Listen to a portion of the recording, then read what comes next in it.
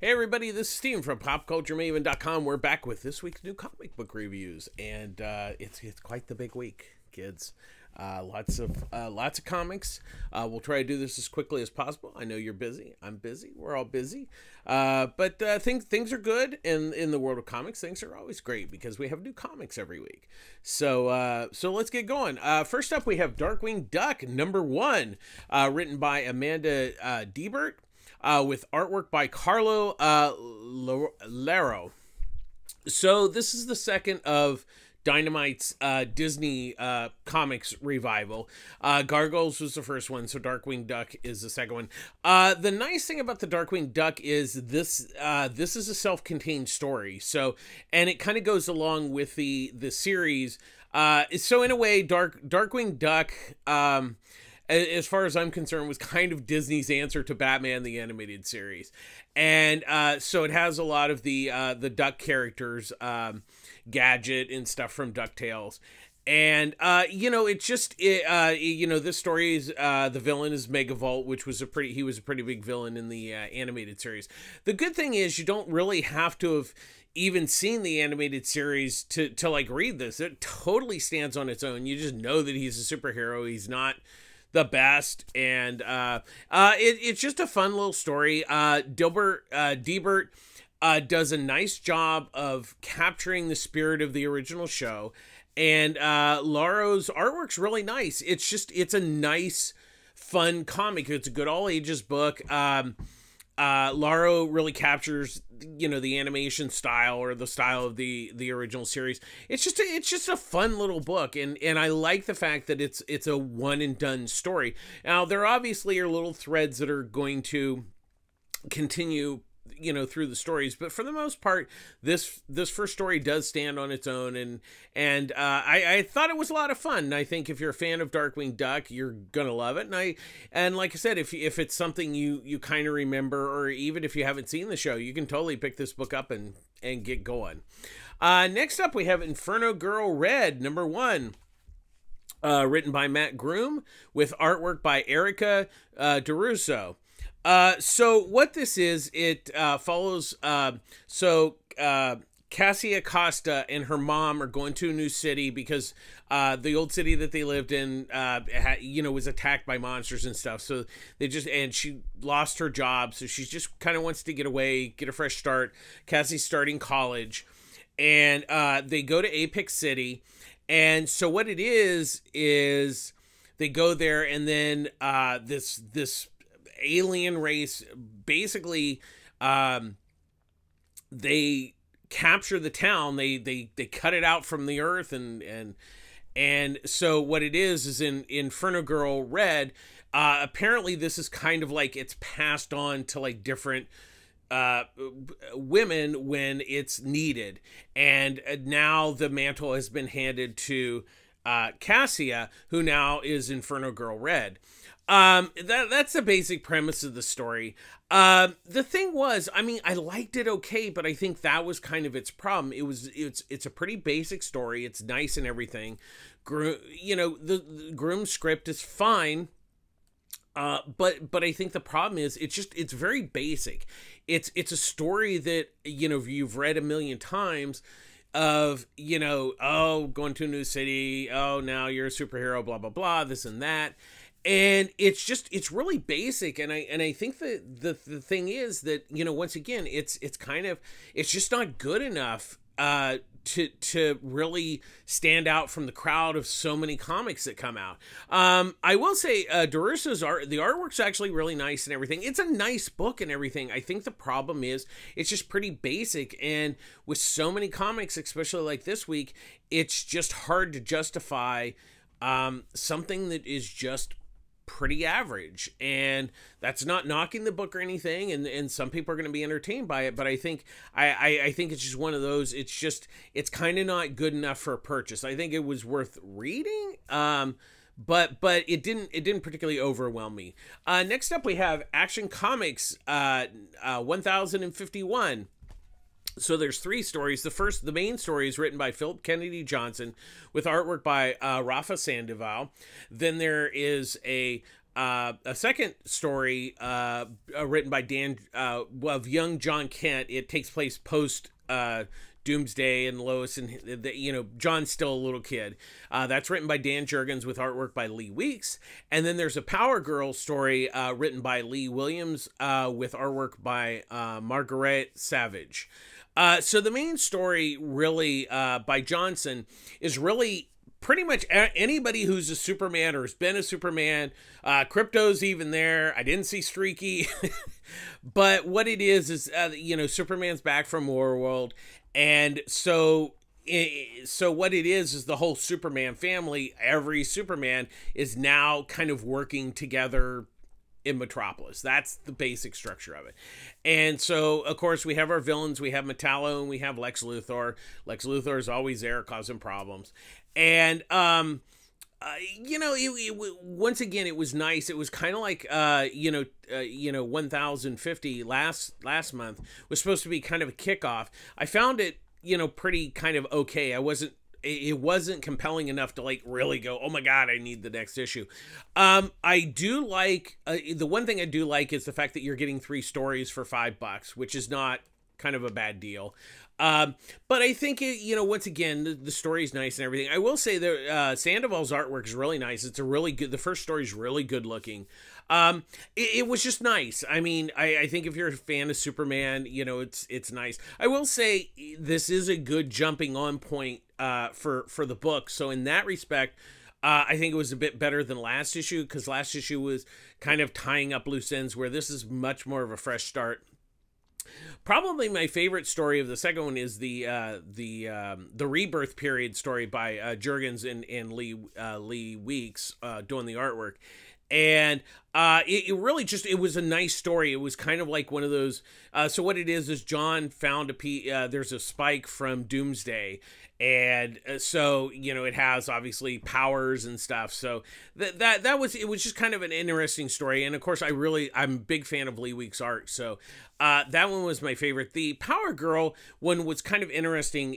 I guess she has psychic abilities now, and so the main crux of the story is that Beast Boy Gar, post the Crisis story, is stuck in kind of his own mind, and he can't transform back to Beast Boy. And so what it is a Power Girl has to go in psychically to help him, and that's the basic of that story. It was a nice story. Williams does a nice job on the script. I'm a big fan of Savage's artwork, and it's really nice. I like this. I think it was one of those, I liked it, I enjoyed it. I wasn't particularly overwhelmed, but I think it was okay. It's a decent purchase. Like I said, I think for the bang for your buck, at least print story page wise, is actually pretty good. We'll kind of see where this goes and where they take it, because obviously I think the 2 backups are going to rotate in and out, and they'll have like different Superman family characters in there. So we'll kind of see where it goes. And like I said, nice, not overwhelming, but decent. Next up, we have The Bulls of Beacon Hill, #1, written by Steve Orlando with artwork by Andy McDonald. So what this is it starts off in the past. Christopher Page is a young boy, and his dad is a mafia boss, Oren.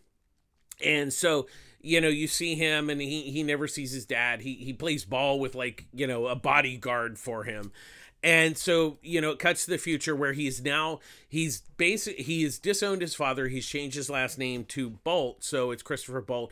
He's running for city council.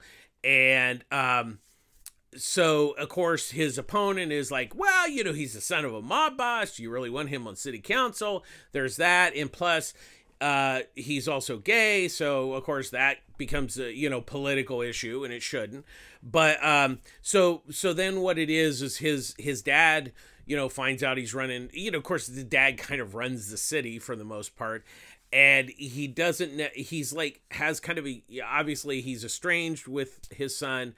And so there's that. And, it was, that's a basic premise of the story. I think the thing is the story was kind of okay. The thing that was really disappointing was McDonald's artwork. And it wasn't that it was bad. It was just kind of on the basic thing. It was just like a lot of the, just everything was kind of basic, and it had kind of a stiffness to it. I think the story concept is actually pretty interesting. I like that. I just was a little bit underwhelmed by the artwork, and once again, it wasn't bad. It was just kind of underwhelming, and it kind of, for me, it distracted a little bit from the story. So that one, I think that one's a bit of a pass this week. Next up, we have Batman One Bad Day, Catwoman #1, written by G. Willow Wilson, with artwork by Jamie McKeevely. So once again, these are one-shots or standalone stories. You don't have to have read any of the other ones. You can just pick them up. And so what it is, the basic story here is Selina, it flashes back to her mom raising her and her sister, and she sells this brooch to a pawn. It's supposedly worth a lot of money, but the pawn shop owner says, no, it's a fake. You can see that the jewel's been replaced. And so she got $200 basically to help them survive, pay the rent and eat food. And so cut to today, where this brooch that was supposedly a fake is up for auction, and it's being sold as not a fake. And so Catwoman wants to steal it, and then she ends up, she gets it and she fences it, and she finds out it is a fake.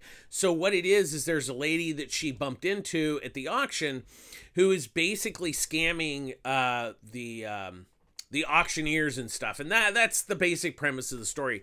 Once again, I'm a big fan of G. Willow Wilson, and she really captures the grayness of Catwoman as a character. She's not really villain, she's not really hero. She kind of lives in both worlds, and this story reflects this. And also, it has a nice with the yin and yang with her and Bruce, how their love-hate relationship is brought into the story. And I just really like this. This one was it's kind of more of a low-key story, but I like that in that sense. It's kind of like it's a heist. It's a heist story. That's exactly what it is. It's just a heist story, and I like that Wilson keeps it pretty simple, but basically makes it a character study, and that's what really makes the story really great. And McKeevely's artwork is it's really gorgeous. He does a great job of drawing Catwoman. This is really good. I've been a really big fan of all of these one-shots, and they're must-buys. They're definitely worth picking up, and well worth the price of admission. So definitely that's a must-buy this week. Next up, we have The Last Ronin, The Lost Years, #1, written by Kevin Eastman and Tom Waltz, with artwork by S.L. Gallant doing the pencils and Marie Keane doing inks. So what this is, it starts off in post The Last Ronin story with April's now old and everything, and her daughter is now teaching new turtles. But this story is a flashback to Michelangelo post his brothers being killed and him trying to find himself. And he goes off to live in this, mountain city, or, kind of out in the woods kind of thing. And then the town that's kind of close, it's a couple miles away, is overrun by bad guys. And then Michelangelo, he's trying to find himself, and he has to fight and everything. I think the thing is, it was an okay story and everything. It was all nice and everything, but I think it's a story that I didn't really need from The Last Ronin. I mean, I think at this point, it's a bit of a cash grab on this thing, because The Last Ronin was so successful.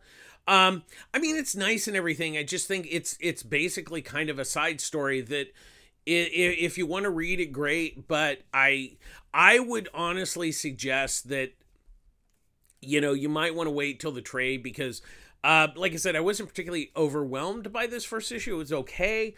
But I'll read the second issue and see where it kind of goes. But overall, I just felt it was kind of like, pretty basic and didn't add anything to the Last Ronin story, but it was okay beyond that. Next up, we have Lazarus Planet, We Once Were Gods, #1. So there's the Aquaman story written and drawn by Francis Monopole. There's the Martian Manhunter story written by Dan Waters with artwork by Max Dunbar. There's the Wonder Woman story written by Philip Kennedy Johnson with artwork by Jack Hibbert. And then the final story, Shazam, it's a Mary Marvel story written by Josie Campbell with artwork by Caitlin Yarsky. So once again, these are kind of, it's Lazarus volcanoes blown up, people are getting powers, blah, blah, blah. Okay, there's your basic premise. So the first story is about these people who find these bodies washed up on the shore. One of them is still alive, so they take it to the house, but they know because of what's going on in the world, they tie it down and everything. It goes crazy, goes back out to the water, and Aquaman shows up, and so what it is kind of Lazarus, the stuff has created like this new group of like underwater people. And that's the basic story. It was fine. It was nice. I mean, you know, the big win for it was Manipal's artwork, which is really good. It was a nice story. You know, did a nice job. It was one and done, so that's good.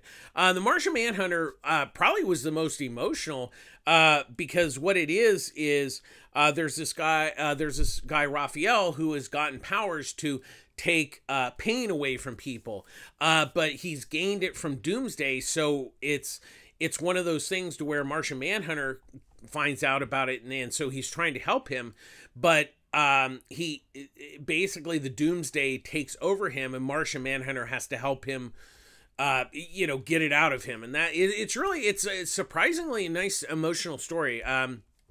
Waters did a good job. Dunbar's artwork's really nice.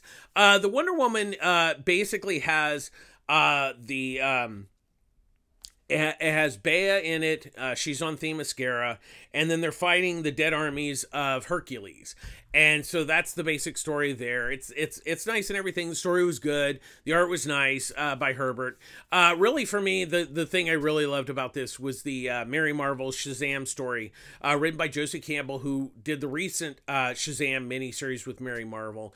And this kind of does... you know, it ties into that in the sense of that Billy has been missing, and so she teams up with the new Black Adam to help find Billy. That's the story here. Like I said, I liked it. Josie did a nice job on this, you know, following up the miniseries. I really like Yarsky's artwork. She did one of the Black Hammer books, and really, I like her artwork. Overall, once again, these are all one-shots, and these are kind of somewhat self-contained stories. I'd say for the price, this one was a pretty decent. I mean, for me, the Shazam story was my favorite. The Martian Manhunter was probably the most surprising.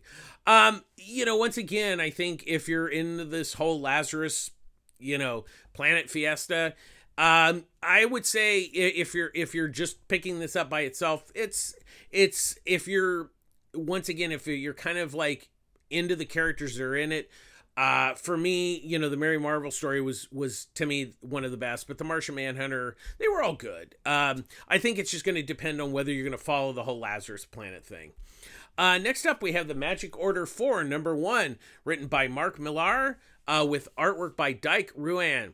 So this one's going to be a really simple review because honestly, if you have not read the first 3 Magic Order series, you're going to be totally lost. So if you have not read it, do not pick up this book. And I'm not saying it's bad. I'm just saying you're going to have no clue of what's going on because it totally is like, just like, it's like the issue 12. That's really the best way to kind of describe it.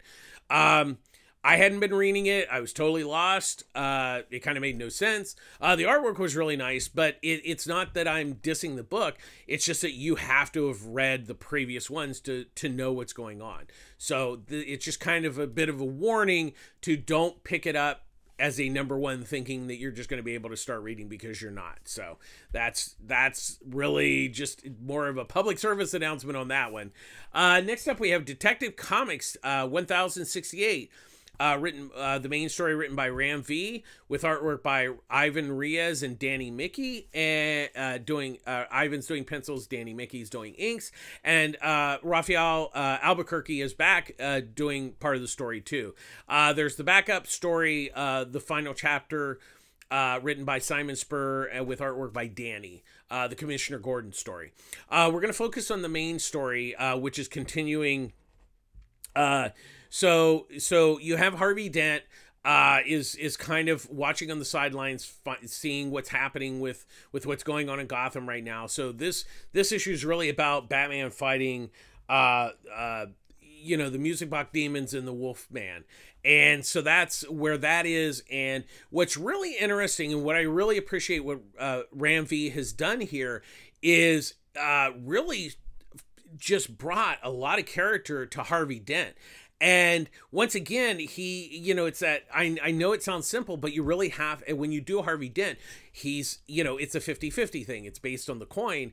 And what he does here with Harvey and Bruce's relationship is really just wonderful. I don't want to give too much of the story away because it's really an amazing story. Ram V has just knocked it out of the park on this particular issue. I really love this book. It's still, it's still part of the detective noir thing. This issue does have a bit more action than the previous issues, which is not a bad thing, but it really develops the relationship between Harvey and Bruce, which I just absolutely loved. And Reyes and Albuquerque are just, the artwork's fantastic on this book. I am loving this book. I'm really liking the direction that Ram V is taking with Detective. And I love this book, and I really can't recommend it enough. And that's saying a lot because there's like 800 books that seem to come out every month, but Detective's definitely really shooting to the top of the list of really must-buy comics. Next up, we have Doctor Strange, Fall Sunrise, #3, written and drawn by Tradd Moore. So this is going to be another short one because the way that Tradd is doing this book is you really will need to, you're going to have to sit down and read it in one shot. Now, this is not knocking this book. It's just not working super well as a monthly. With that being said, I really love this book, but there's so much to it, and part of that has to do with his artwork. There's so much detail in the artwork that is just, it's kind of like both story and art are overwhelming, and I think that's the problem, is that there's so much to take in that having the month gap is just not really the way this story is really structured. With that being said, I really love this book, but I really, really recommend that you wait and just read it in one shot when the trade comes out, because it's just, or if you've been buying the 4 issues, just set them aside, wait till the 4th issue, just start at the beginning and then go back, because it's not that it's confusing, it's overwhelming because there's so much information going on that he is doing both in the story and art. It's hard to take it all in as a monthly book. I'm really excited to read it when it's done.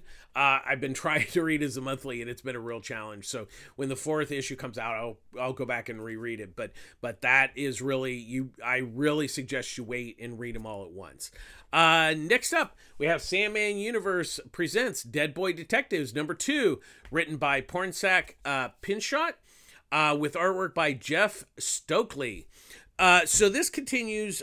Charles and Edwin are in LA, and there's these Thai kids that are now ghosts, and they're trying, so the person that was helping them, Dom, was killed. He was looking for this amulet, so that Dom thought that maybe that had something to do with the kids being ghosts and stuck in LA. And that's so this issue kind of deals with them looking for the amulet, but also trying to figure out what's going on. And that's where Charles and Edwin come in. Now Edwin has got a crush on one of the girls. We also find out that while Edwin's with one of the girls, that they actually can touch each other. So that kind of brings up a whole different ball of wax, is how the LA kids are different from Edwin and Charles, but yet they're very similar. So and then of course there's some sort of like creatures or something that come after Edwin and Charles that we don't know what's going on, but it's really wild. I'm really digging this book. I really like it. Pinchot is doing a wonderful job. He did a book called The Good Asian over at Image Comics. It was absolutely amazing. If you missed that, go pick up the trades. It's an amazing book. But what he's doing here, I really love, because he's just, once again, The Good Asian's a detective story. Who better to write yet another detective story than Pinchot? He's just perfect for this, and I love how he really has captured the voices of these kids and writes them as kids. I mean, that's a hard thing to do, to really capture that all together and correctly. And he's doing a great job. And the other thing I love about this book, beyond its story, is Stokely's artwork is just so perfect for this. The way he just captures everything, and the way he draws the kids. I really love this book. And then when they go to like kind of the nightmare sequence in the book, that it's really wonderful. This is really a good book. I love this book. And Pinchot and Stokely are just knocking it out of the park. I really recommend it. Definitely, it's a must-buy comic. Next up, we have Traveling to Mars, number 3, written by Mark Russell with artwork by Roberto Meli. So, we're continuing the story of Roy going to Mars for the Beat Company to try to find, because it's discovered that Mars has energy that can help, the Earth survive for hopefully a couple more decades. But this issue really deals with Roy's emotional, the emotional toll that this trip is taking on him. So he has to, so one of the things that they do is he has a weekly conversation with a psychiatrist. And so they kind of talk about, his past and how he's feeling and stuff. What's interesting is that Roy has had a really kind of crappy life, and so they've given him mementos of his life, and yet he oddly doesn't have these, like a connection you normally would. But he is reminiscing about his ex-wife and them getting together and everything. And I don't want to spoil the ending of this issue, but that's going to become a major storyline going forward in this. But I really like, once again, I'm a huge fan of Mark Russell. Y'all know that, because every time Mark comes out with a book, I'm all over it. But this is just a character study book. I mean, there is the whole Mars and Earth dying and all. There's all that, but really, it really focuses about Roy as a character and how how you handle isolation, how you handle your past and stuff. And it's really just quite fascinating how this story is just really just coming together. And Melee's artwork is really, really just wonderful. It's a really good looking book. I really love this book. It's definitely a must buy. Pretty much every Mark Russell book is a must buy, but this one is exceptionally good. Next up, we have Justice Society of America, number 2. Written by Jeff Johns with artwork by Mikhail Janin, Jerry Ordway, and Scott Collins. So a bit of a spoiler. So if you didn't read the first issue, I'm just warning you, a little bit of a spoiler here. That Huntress, the Justice Society of the quote-unquote present day was killed by this villain. Now, Huntress, who supposedly was killed, actually has traveled to the past. So what this issue is kind of covering is kind of different periods of the Justice Society. And so the one thing I definitely will give Johns is that every time you go to a different time, first of all, it's a different artist, that helps, but also they're very conscious of like noting in the top, like this is so many years ago, or this is in the future, in the past, blah blah blah. And so that's actually really good, because when you do time jumps, you got to be really careful about how you don't want to make it confusing. And I think always saying where you are and also having the different artists was a really smart move for this book. So we, even though we're still learning about what's going on in the different time, kind of time periods, we do know that Dr. Fate is obviously somehow tied to all this stuff, because he's a part of it, but he's also like things he can't see that he should be able to see. So that's kind of interesting.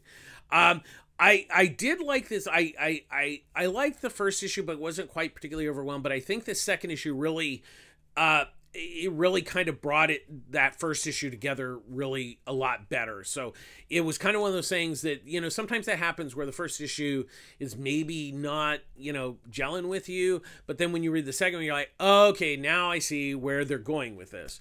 But once again, I'm actually kind of digging this. Jeff Johns is a really big fan of Justice Society. And I'm glad they're back. And this looks to be like a good start for this particular book. Once again, Mikkel Janin, Jerry Ordway, and Scott Collins. I'm a huge fan of Jerry Ordway. I mean, you get Jerry Ordway on Justice Society America, and you're just like, shut up and take my money. All the artists are doing a great job. They all, even though they have different art styles, it flows together really well with the way the story's laid out. So definitely, if you're a Justice Society fan, this is a good book. So definitely check it out. And if you're not really familiar, like I said, get through the first issue and things kind of start making sense in the second issue. And hopefully, fingers crossed, that'll keep going forward. And finally, this week, we have Human Target, number 11, written by Tom King and Greg Smallwood. And some people say, Steve, why do you keep reviewing this? Why? Because it's the best damn book that you probably are not reading. So I'm going to give a little bit of a spoiler, but we've known this for many issues, that Ice is the one that ultimately tried to poison Lex Luthor. The ultimate thing about this quote unquote murder mystery, basic premise of this book, it was never about who did it. It was really the story of how and why it happened. And it's really the consequences of that incident that really the story is about. And once again, that is what Tom King is really good about. It's about character. It's about the story and the development of it, instead of like the crux of to get it there. Like I said, the murder mystery is just the element to get get the story of the characters going. So this issue really deals with Christopher and Ice kind of coming to terms with what has happened. And that's really what this entire issue is about. And it really was a great character study, and I loved it. There's a shocking, no, I wouldn't say shocking ending, but there's a kind of like, oh, wonder what's going to happen, because we got one more issue, and I'm very excited to see where it turns out. But as always, I really have to point out Greg Smallwood's art is just stunning. This has got to be one of the best looking books I've seen in a long time. And I mean, there's a lot of good looking books out there, but this book has just been absolutely fabulous. And there's so many twists and turns, along with the character study. I just love this book. I know we're at issue 11, and there's no way you're going to find the first. There is a trade of the first 6 issues, so definitely there's that, so you can catch up with that. But I love this book. This is just I just love it to death, and I can't wait to see where they take it with the next issue. It's definitely been a must-buy since day one. That's going to do it this week. I think we did pretty good. We got through them pretty quick. There was a lot of books. As always, public service announcement. I get all my comics at pulpfictioncomics. Not .com. They do have. Ryan has a website, but this physical store in Long Beach, California. Ryan, Annie, Eduardo, Wendy, Derek. It's a great store, the great pull service. That's why I have all these comics, because I put them on my pull box. And Ryan really takes care of his customers. It's a really good shop. He offers discounts if you set up a pull service on your new comics, so that's a good thing. He also offers 30% off trades and graphic novels, 20% off of manga. If it's something that if he doesn't have it in stock, he can get it. He'll get it. He'll special order it for you if the distributor has it. It's good. It's a really great store. If you live in the LA area, more in the metro LA area, there's Pulp Fiction Culver City. That's run by Chris and her team. Same name, separate owners. But once again, they offer the same service, similar discounts. And as always, I always really support your local comic shop. It's important. They're kind of struggling right now because with the economy and everything, and the lack of really big comics coming out, it's really important that if you order your comics through them, make sure you pick them up on a timely basis, because they have to pay for them before you get them. So definitely support your local comic shop. And as always, we end our show with please be kind. Kindness is free. It's cheap. It's so cheap it's free. But being kind to each other, being kind to other people, and be kind to yourself. Things are tough all over. There's lots of things going on in the world, but just being kind doesn't cost you anything. And it can make your day. It can make somebody else's day. Being kind doesn't cost you anything, and it'll make you feel good. That's going to do it this week. Thanks for watching. As always, please like, subscribe, and share our review video. Comments are always welcome. You know, thanks for watching. Thanks for putting up with me all this time. And we'll be back again next week with more comic reviews. So take care of yourselves. Be kind. This is Steven from PopCultureMaven.com signing off. Thanks for watching. Take care. Bye-bye.